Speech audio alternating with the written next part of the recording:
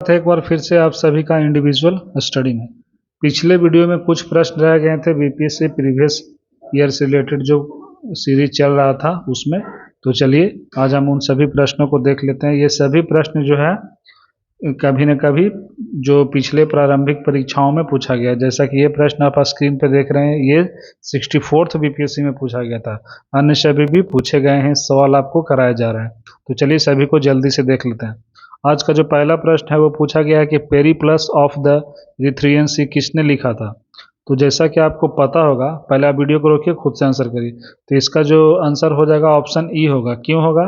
क्योंकि इस पुस्तक की जानकारी किसी को नहीं है, क्योंकि ये पुस्तक के जो लेखक हैं वो अज्ञात हैं, यानी कि जो पुस्तक लिखा गया है उनमें राइटर का नाम ही नहीं है। तो इसका सही उत्तर क्या हो जाएगा? Option E. इस पुस्तक से और क्या जानकारियां मिलती हैं? तो जैसा कि आपको पता होगा, यह जो पुस्तक है इसमें भारत और रोम के बीच घनिष्ठ संबंध के बारे में पता चलता है। इसी पुस्तक में हमें भारत के बंदरगाहों और व्यापारिक वस्तुओं के बारे में जानकारी मिलती है उस समय की। चलिए अगला प्रश्न को देखते हैं। अगला प्रश्न है कि स्वर्ण भूमि का वह राजा कौन था जिसने नालंदा में एक बौद्ध विहार की स्थापना की तथा उसके रख रखाव हेतु अपने दूत द्वारा देवपाल से 5 गांव दान में देने की प्रार्थना की थी। तो ऐसा किसके द्वारा किया गया था? तो इसका सही उत्तर हो जाएगा बालपुत्र देव, यानी कि ऑप्शन सी। अब जो ये बालपुत्र देव थे किस वंश के थे ये ध्यान रखना है। तो ये शैलेंद्र वंशीय शासक थे। इन्हीं ने अनुरोध किया था देवपाल से, बाद में उनको 5 गांव दान में दिया गया था। तो जो देवपाल थे वे अपने साम्राज्य में काफी चरमोत्कर्ष पे थे। उन्होंने राष्ट्रकूट वंश के शासक अमोघ वर्ष को भी पराजित किया था। इनको एक अन्य नाम से भी पुकारा जाता था देवपाल को। तो क्या कहा जाता था? परम सौगत। नेक्स्ट प्रश्न देखिए, इसमें बोला जा रहा है कि इनमें से किसने पहली बार यह व्याख्या की थी कि पृथ्वी के अपनी धुरी पर घूमने के कारण प्रतिदिन सूर्योदय एवं सूर्यास्त होता है। तो ऑप्शन के अनुसार देखिए इसमें क्या हो जाएगा? तो आर्यभट्ट सही आंसर हो जाएगा। नेक्स्ट प्रश्न देखिए, इनमें से किसने सर्वप्रथम व्यापक पैमाने पर स्वर्ण मुद्रा का प्रचलन किया? तो स्वर्ण मुद्रा ऑप्शन के अनुसार सबसे पहले व्यापक पर जो प्रचलन किसके द्वारा किया गया था बड़े पैमाने पर? तो ये बीम कटफिशर्स के द्वारा किया गया था। तो इसका सही उत्तर क्या हो जाएगा? Option C. कौन थे ये बीम कटफिशर्स? तो ये जो कनिष्क राजा कनिष्क हुए उन्हीं के ये पिता थे, कुषाण वंशीय थे। तो इन सभी को आपको ध्यान रखना है। अगला प्रश्न है कि भारत में पशुपालन एवं कृषि के प्राचीनतम साक्ष्य जो प्राप्त हुए हैं कहाँ से हुए ऑप्शन के अनुसार? तो ये मेहरगढ़ से प्राप्त हुआ है। जैसा कि आपको पता होगा, मेहरगढ़ भले ही अभी पाकिस्तान में है, लेकिन ये पहले भारतीय उपमहाद्वीप का हिस्सा था और सबसे पुरानी कृषि बस्ती थी। इस स्थान से घोड़ा, गधा, खच्चर जैसे बड़े मालवाहक के प्रमाण भी मिले हैं। तो इसका सही उत्तर क्या हो जाएगा? Option D, Mehrgarh. अब चलिए अगला प्रश्न को देखते हैं। कुछ कथन दिए गए हैं, इन कथन को आपको ऑप्शन से मैच करके आंसर तक पहुंचना है। पहला क्या है? कलहन का ग्रंथ राज तरंगिणी संस्कृत में है, सही है। इब्न बतूता को दिल्ली का काजी नियुक्त किया गया था, यह भी सही है। अब्दुल हामिद लाहौरी का पाद शाहनामा जो पुस्तक है वो शाहजहां के शासन के बारे में बताता है, ये भी सही है। अमीर खुसरो सितार का आविष्कारक किए थे, ये भी सही है। हमीदा बानो बेगम ने हुमायूंनामा लिखा था, ये गलत है।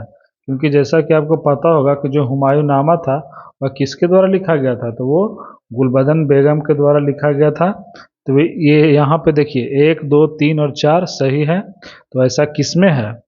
तो ऐसा ऑप्शन बी में है। तो इसका सही उत्तर हो जाएगा ऑप्शन बी। अब चलिए अगला प्रश्न देखिए, मिलान करना है। जो दंडी लेखक हैं इधर पुस्तक दिए हुए हैं, तो ये जो 10 कुमार चरित्र पुस्तक है किसके द्वारा लिखा गया? दंडी के द्वारा, सही है। पंचतंत्र विष्णु शर्मा के द्वारा, ये भी बिल्कुल सही है। स्वप्नवासवदत्ता भास के द्वारा लिखा गया, यह भी सही है। लेकिन ये जो यहाँ पे बताया गया है बृहत संहिता, तो बृहत संहिता आर्यभट्ट के द्वारा नहीं बल्कि यह वराह मिहिर के द्वारा लिखा गया है। एक संस्कृत में लिखा हुआ पुस्तक है, इसमें खगोल शास्त्र से संबंधित बातों का वर्णन है। आर्यभट्ट से आप क्या याद रख सकते हैं? तो उनके एक पुस्तक है आर्यभट्टीय, उसमें को 5 भागों में विभक्त किया गया उस पुस्तक को। कौन कौन से 5 भाग हैं? पहला है गीतक पदम, फिर आगे क्या है? पहला जो था गीतिक पदम, 10 गीतिका, गणितपाद, काल क्रिया और गोलशादा। चलिए अगले प्रश्न की ओर बढ़ते हैं। इसका सही उत्तर हो जाएगा सी, क्योंकि ये गलत है, गलत ही पूछा था ना। चंद्रगुप्त मौर्य ने सेल्यूकस को बख्शीश के रूप में क्या दिया था? तो ये आप ऑप्शन देखिए, आप पहले इसको खुद से बनाइए। तो इसका सही उत्तर क्या हो जाएगा? ऑप्शन ए, 500 युद्धक हाथी दिया था। जो चंद्रगुप्त मौर्य मौर्य साम्राज्य का संस्थापक था, जैसा कि आपको पता होगा। जस्टिन ने चंद्रगुप्त मौर्य को सेंड्रोकोटस कहा था, जिसकी पहचान बाद में विलियम जोन्स ने किया। ये जो चंद्रगुप्त मौर्य को ही क्या कहा जाता था? सेंड्रोकोटस कहा जाता था। ये तो इन सभी बातों को आपको ध्यान रखना कि जस्टिन ने अपनी पुस्तक में चंद्रगुप्त मौर्य को सेंड्रोकोटस कहा था। तो ये पहचान किसके द्वारा किया गया बाद में? तो ये विलियम जोन्स के द्वारा किया गया था। इन सभी को याद रखना है। तो चंद्रगुप्त मौर्य एक और प्रश्न पूछता है कि किस धर्म का अनुयायी था? तो वो जैन धर्म का अनुयायी था। और वह जो शिक्षा जैन धर्म के किससे ली थी? तो वे भद्रबाहु से लिया था। तो ये आपको प्रश्न याद रखना है। तो इसका सही उत्तर क्या हो जाएगा? Option A. नेक्स्ट प्रश्न है, दक्षिण भारत के मंदिरों के आकर्षक द्वार क्या कहलाते थे? तो जो दक्षिण भारत के मंदिर बनते हैं उनके द्वार काफ़ी ज़्यादा आकर्षक होते हैं। ये बड़े ही अलंकृत होते हैं और ऊंचे, बहुत ऊंचे बड़े अलंकृत मंदिर में जो प्रवेश करने का रास्ता होता है, वो रास्ता को ये दरबार जो है चिन्हित करता है। इस पे छोटी छोटी नक्काशियाँ की हुई रहती है, देवी देवताओं के पौराणिक मूर्तियाँ होती है। आमतौर पर ये पत्थर के बने होते हैं। तो इन सभी जो गोपुरम से रिलेटेड बात मैंने अभी कही, तो ये इसका सही उत्तर क्या हो जाएगा? दक्षिण भारत के मंदिरों को आकर्षक द्वार को क्या कहते हैं? तो उन्हें गोपुरम कहते हैं। नेक्स्ट प्रश्न, त्रिपिटक किसकी धार्मिक पुस्तक है? तो ये तो सिंपल क्वेश्चन है। त्रिपिटक किनसे रिलेटेड है? तो ये बौद्ध धर्म से रिलेटेड है। त्रिपिटक में ही इसका सही उत्तर क्या हो जाएगा? Option D. जो त्रिपिटक है इसको 3 भागों में बांटा गया है, विनय पिटक, सूत पिटक और अभिधम पिटक। इनके संकलनकर्ता को याद रखना है। जैसे विनय पिटक किसके द्वारा संकलित किया गया था? उपाली के द्वारा। सूत पिटक आनंद के द्वारा और अभिधम पिटक मोगलीपुत्र तिश के द्वारा। चलिए अगले प्रश्न की ओर बढ़ते हैं। कौटिल्य की पुस्तक अर्थशास्त्र किस विषय पर आधारित है? तो इनका जो पुस्तक है वो ऑप्शन बी हो जाएगा, शासन कला और सिद्धांत पर ये जो है आधारित है। चलिए अगले प्रश्न, यहाँ पे एक चीज़ और आपको याद रखना है। एक प्रश्न बनता है कि ये जो कौटिल्य का जो पुस्तक है अर्थशास्त्र, उसको सप्तांक सिद्धांत भी कहा जाता है। क्या कहा जाता है? सप्तांक सिद्धांत। ये सप्तांक सिद्धांत क्या क्या है देख लीजिए। पहला, स्वामी यानी कि राजा, अमात्य यानी कि मंत्री, जनपद ये भूमि और लोग, दुर्ग मतलब किला, कोष मतलब खजाना, दंड मतलब सेना और मित्र सहयोगी। इन सभी सातों जो मैंने बताया यानी कि सप्तांक सिद्धांत इसी से यह रिलेटेड है। अगला प्रश्न है, मेगास्थनीज किसका दूत था? तो ये सेल्यूकस निकेटर का दूत था। उसका एक पुस्तक भी पूछता है इंडिका, आपको पता होगा। इसका सही उत्तर हो जाएगा ए। नेक्स्ट प्रश्न है, सिंधु घाटी सभ्यता की सबसे महत्वपूर्ण विशेषता क्या थी? तो ऑप्शन देखिए, इसमें सबसे महत्वपूर्ण विशेषता उसका क्या थी? पक्की ईंटों से बनी इमारत उसकी सबसे महत्वपूर्ण विशेषता थी। अन्य विशेषता भी थी, जैसे कि नगरीय सभ्यता था, काशयुगीन सभ्यता थी, आध ऐतिहासिक सभ्यता थी एवं व्यापार प्रधान सभ्यता भी था। तो सिंधु घाटी सभ्यता की खोज कब हुई थी? 1921 में। किसके नेतृत्व में? तो सर जॉन मार्शल के नेतृत्व में। किसने किया था? तो दयाराम साहनी ने। अगला प्रश्न क्या है, गुप्त सम्राट जिसने हुनों को पराजित किया, तो किसने किया था हुनों को पराजित? तो ये स्कंद गुप्त ने किया था। तो इसका सही उत्तर हो जाएगा सी। किस प्रकार के भूमि को अप्रहत कहा जाता था? चलिए बताइए, अप्रहत किस प्रकार की भूमि को कहा जाता था?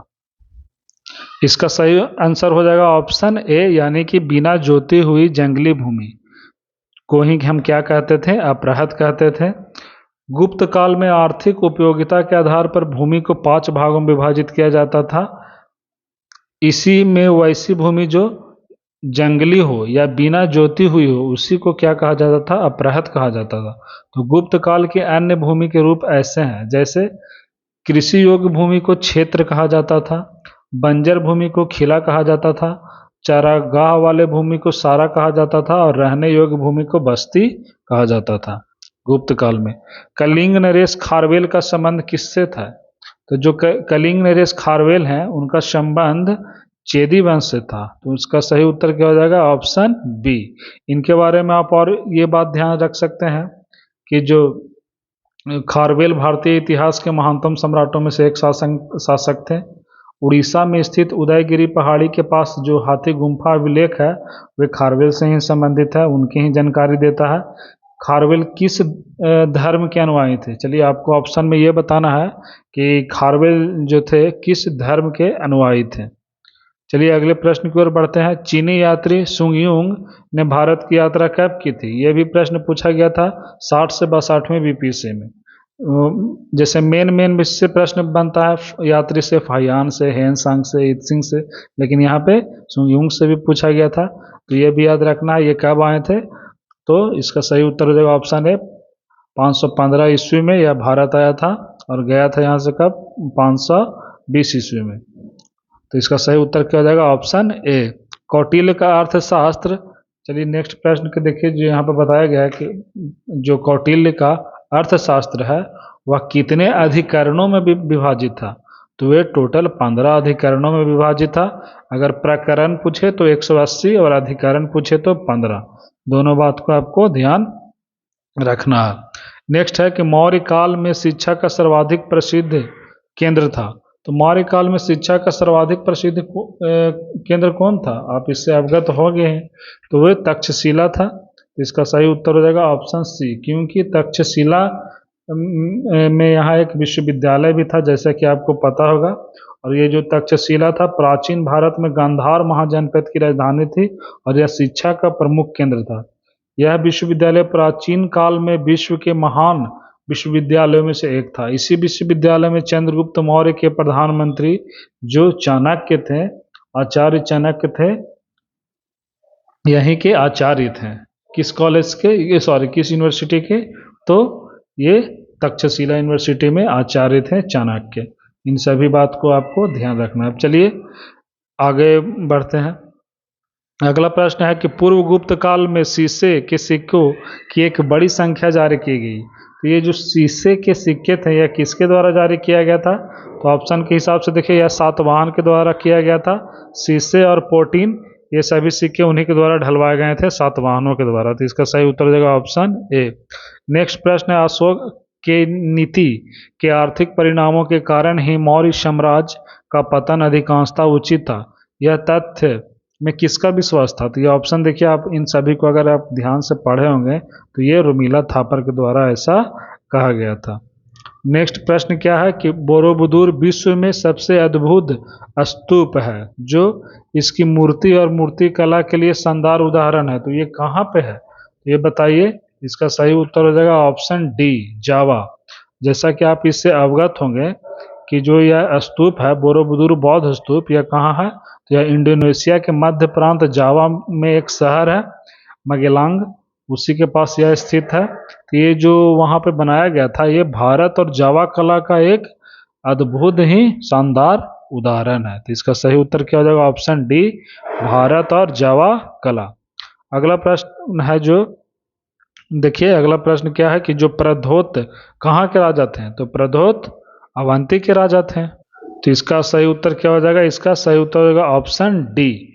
बौद्ध ग्रंथ विनय पिटक के अनुसार इनका एक अन्य नाम था चंड प्रद्योत को मगध नरेश बिंबिसार के साथ मैत्रीपूर्ण संबंध थे।